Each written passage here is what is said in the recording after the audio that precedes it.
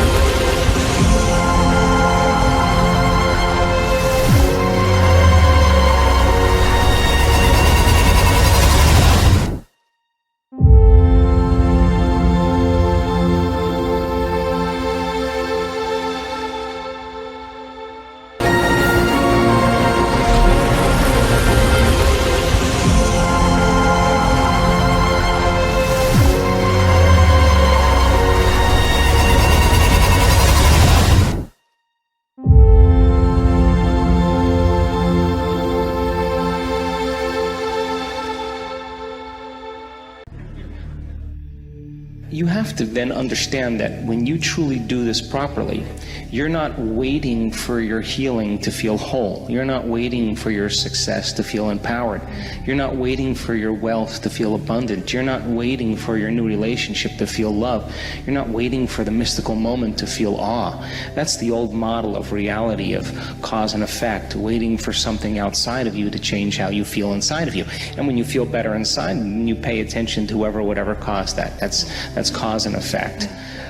And when you begin to make the correlation between what changed you from outside and inside, you create an associative memory. The quantum model of reality begins to say then you have to teach your body emotionally how that future is going to feel like before it's made manifest. In other words, you have to feel awe in order for the mystical moment to happen. You have to feel abundance before your wealth can occur. You have to feel in love with life before your new relationship happens. And so we're not defining reality by our senses because we're not waiting then for anything outside of us to change how we feel inside of us. So if there's physical evidence in your brain and body to look like the experience has already occurred, physical evidence, because the epigenetic model of reality says you can change your body by thought alone, and neuroplasticity says you can change your brain by thought alone. So if there's physical evidence to look like the experience has already occurred, well, relax, because the experience is going to find you, and it's going to come in a way that you least expect. Consistent action. Why? Because meditation, the actual translation of the word meditation, means to become familiar with. So the first thing you have to do is you have to become conscious of your unconscious thoughts. You got to notice your automatic habits and behaviors. And you have to become aware of your emotions that keep you anchored to the past. And if you can become so conscious of the unconscious states of mind and body that they would never slip by your conscious awareness again, you're becoming familiar with the old self so you don't return. Then if you begin to think about new ways of being defined by a vision, plan your behaviors, review them in your mind. Now, if you keep doing that over and over again, nerve cells that fire together wire together. You begin to become familiar with a new state of mind. At the same time, if you can emotionally cultivate your inspiration, your joy, your enthusiasm ahead of the experience, by repeating that over and over again, cultivating that state, it's going to begin to become familiar to you. So then the process of change then requires unlearning and relearning. The challenge is then to every day be defined by a vision of the future. So then when you combine a clear intention, that's a thoughtful process, with an elevated emotion, a heartfelt state of being, thoughts are the language of the brain, feelings are the language of the body. When you truly do that, your brain and body are living in the future instead of living in the past. And you're going to be drawn to some new event, because thoughts are the electrical charge in the quantum field and feelings are the magnetic charge. And how you think and how you feel broadcasts an electromagnetic signature that influences every single atom in your life. So here's the question then. The fundamental question is, it's going to take time to pull your brain and body out of the past and continuously invest your energy into the future. So can you then maintain that vision, that view of your future, independent of the conditions in your environment, independent of the emotional addictions or conditionings or habits of the body, and independent of time? Because if you can, that's what greatness is all about. That's when we begin to truly change. And people around the world are doing this consistently, and they're doing it really well because it's our natural, innate way of being. We are creators. When you are not getting what you want, on some level, you are not allowing yourself to accept. If we are stingy with life, then life will be stingy with us. If we steal from life, life will steal from us. Being honest with ourselves. Honesty is a word we use a lot, not always understanding the true significance of what it means to be honest. It has nothing to do with morality or being a goody-goody. Being honest really has little to do with getting caught or going to jail. It is an act of love for ourselves. The main value of honesty is that whatever we give out in life, we will get back. The law of cause and effect is always operating on all levels. If we belittle or judge others, then we too are judged. If we are always angry, then we encounter anger wherever we go. The love we have for ourselves keeps us in tune with the love life has for us. For instance, imagine that your apartment has just been burglarized. Do you immediately think that you're a victim? My apartment was just ripped off. Who did this to me? It is a devastating feeling when something like that happens. However, do you stop to think of how and why you attracted the experience? Again, taking responsibility for creating our own experiences is not an idea that many of us want to accept all the time, perhaps just some of the time. It is so much easier to blame something outside of ourselves. Yet our spiritual growth cannot occur until we recognize that there is little of value outside of us. Everything comes from within. When I hear that someone has just been robbed or experienced some kind of loss, the first question I ask is, whom did you steal from lately? If a curious look comes over their face, I know I have touched a tender spot. If we think back to a time when we took something, and then think of what we lost shortly thereafter, the connection between the two experiences can be an eye-opener. When we take something that isn't ours, we almost always lose something of greater value. We might take money or some object, and then we might lose a relationship. If we steal a relationship, we might lose a job. If we lift stamps and pens from the office, we might miss a train or a dinner date. The losses almost always hurt us in some important area of our lives. It's unfortunate that many people steal from large companies, department stores, restaurants, or hotels, and so on, rationalizing that these businesses can afford it. This type of rationalization does not work. The law of cause and effect continues to operate for each one of us. If we take, we lose. If we give, we get. It cannot be otherwise. If there are many losses in your life, or many things are going wrong, you might examine the ways in which you are taking. Some people who would not dream of stealing things will self-righteously rob another person of time or self-esteem. Each time we make another person feel guilty, we are stealing self-worth from them. To be truly honest on all levels takes a great deal of self-examination and self-awareness. When we take something that does not belong to us, we are, in effect, instructing the universe that we don't feel worthy of earning. We aren't good enough, we want to be stolen from, or we believe there is not enough to go around. We believe that we must be sneaky and grab to get our good. These beliefs become effective walls around us that prevent us from experiencing abundance and joy in our lives.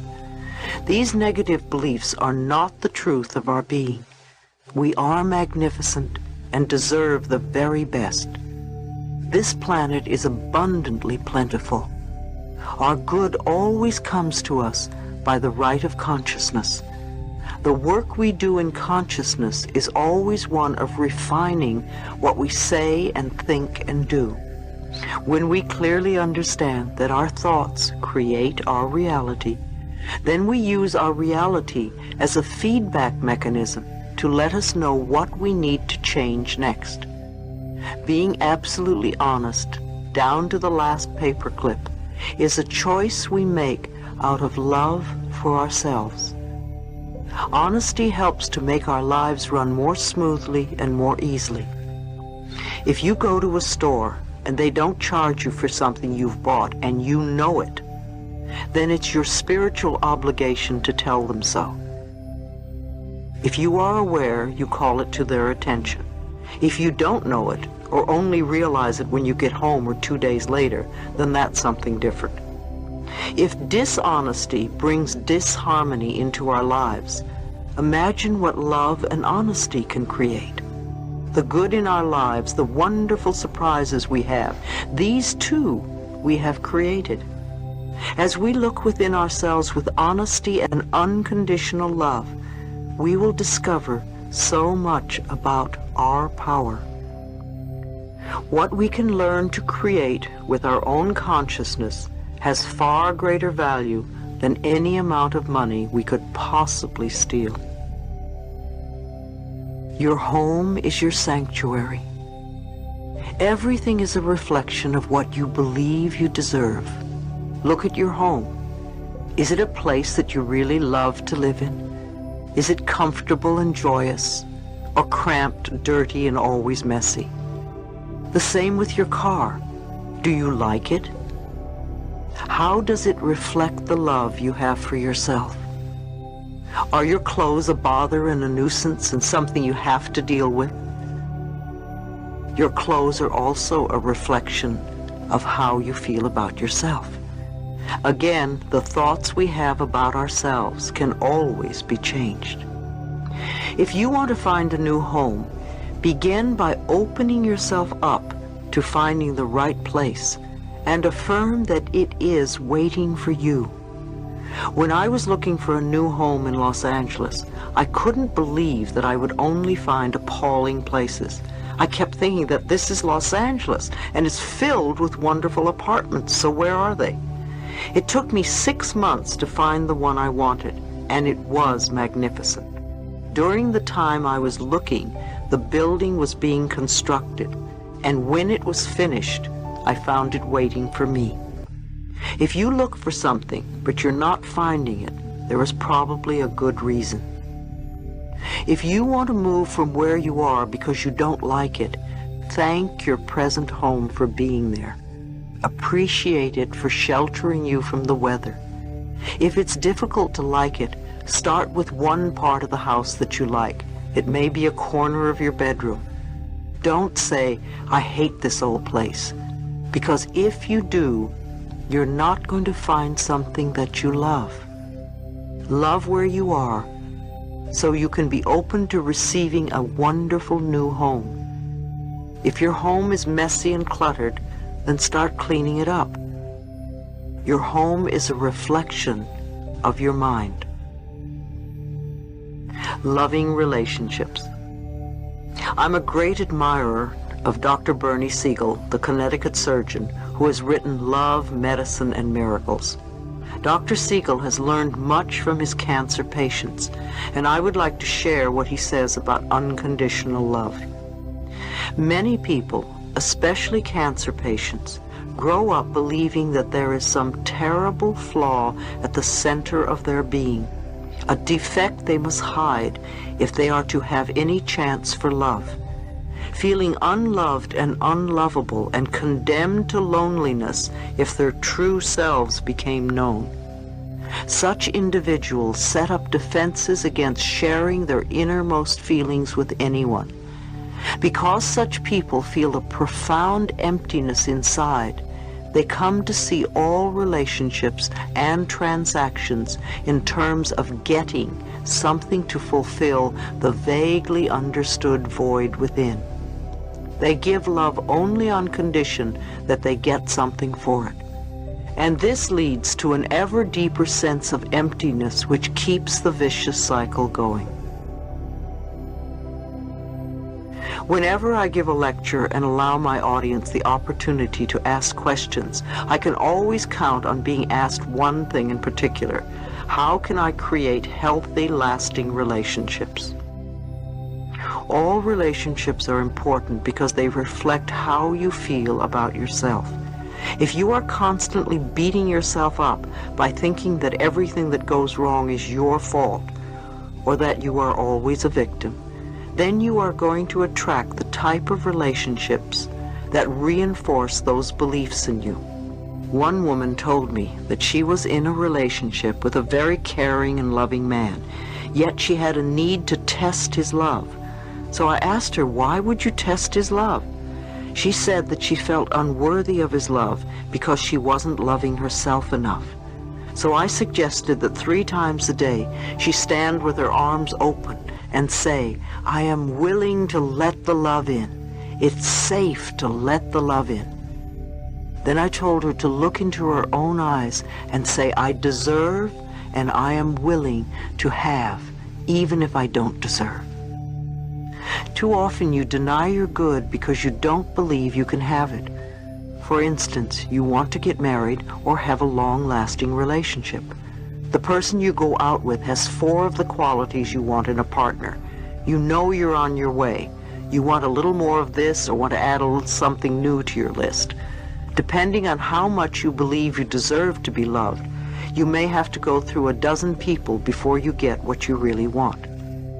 Likewise, if you believe that a higher power has surrounded you with truly loving people, or that everyone you meet or know brings only good into your life, then those are the types of relationships you will ultimately draw to yourself.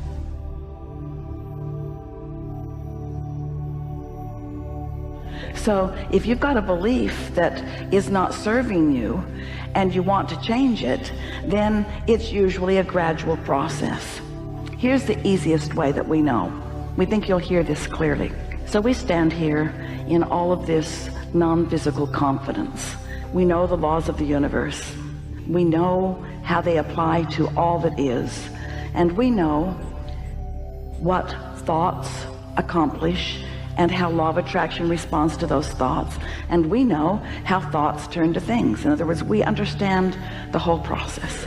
And so we stand before you and answer your questions and speak with the authority that the knowledge that we hold, you might say the beliefs that we hold, we're going to call it knowledge, you call it beliefs, the knowledge that we hold.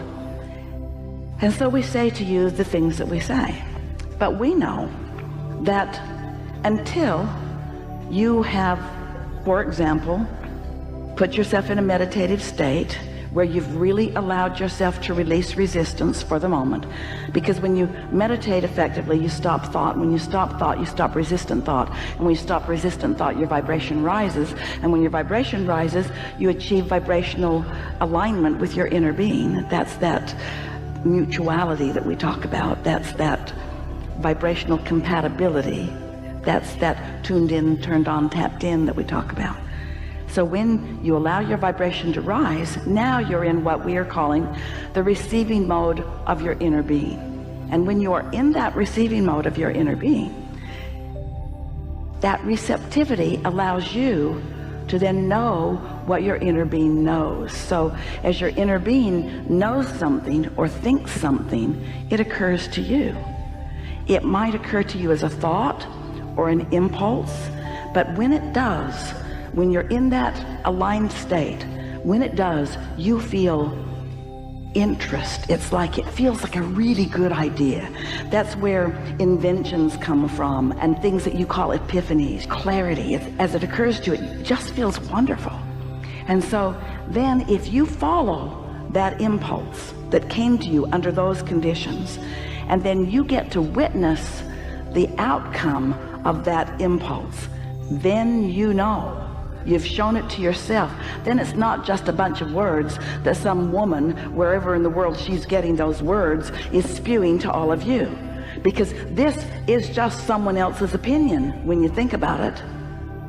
How do you know who we are? How do you know what we know? How do you know if we come from where we come from? How do you know that any of this makes any sense at all? Sounds really good. It's utterly consistent. We'll tell you there's not a shred of evidence to the contrary, but how do you know that we know that? You don't know until you listen a little, maybe feel some resonance with it a little, maybe meditate and find alignment, get an idea and follow the idea, and then see that you get to witness the universe responding to you in the way that we've explained that it will. Because words don't teach. It's only life experience that teaches. And so we're always happy to offer words to maybe help you feel some resonance with what you know. Mostly we want you to know that everything that you're about is about the evolution of that which is you. You are the creator of your own reality, which means you are the creator of you. But we promise you, there are so many people who get so mixed up about how it happens. The reason that religions are so uncomfortable for so many people, not all, and not all religions, we're not taking a stand for or against them. But people, we love you so much, but you just keep making up stuff to explain what's going wrong in your world, instead of following your own guidance and moving towards your own satisfaction to discover the things that can go well in your world for you, you see. There are so many who are quick to say that you must have had past lives, you must have done some things in past lives that now you're paying for in this life, or that you did something in this life and now you must pay for that. And we say it's true in this sense. The vibration that you've got going on is your point of attraction, and your point of attraction will bring to you. But you will never bring to you unwanted things when you feel good. When you feel that true resonance with your inner being, you're in a state of only allowing the thoughts of your experience to turn to things that are pleasing to yourself and others in your world, you see. I actually did do the meditation process a couple of days ago, and it has worked. And I actually went through a vibrational jump where I felt that I shifted, I don't know, I guess you call them dimensions, but kind of like a jump where it's the old going into the new. So, but the meditation, it does help because I'm not so obsessed about trying to recorrect something of what happened. Well, when religions talk about repentance or forgiveness, the reason that the words apply at all is because as long as you are pushing hard against yourself, you cannot allow the goodness in that you deserve. So you have to find a way to give yourself a break. And you can call it whatever you want to, but you have to find a way to relax the tension that you have pushing against yourself in order to allow. You see, when something happens and it makes you ask for more goodness or ask for yourself to be better in some way, as long as you're pushing against whatever it is you think you did wrong, you can't let that goodness in. We've never forgiven anyone for anything because we've never condemned them to begin with. So we never had anything to take back. And that's how your inner being is. Your inner being doesn't have to forgive you because your inner being has only ever loved you. You're the one who pushes against yourself and moves in the direction in opposition of your inner being, and then you want to assign all of that separation to your inner being or to God, who has never done any of that. Men just, and women, we mean humans, just keep making things up to explain why they feel bad where they stand.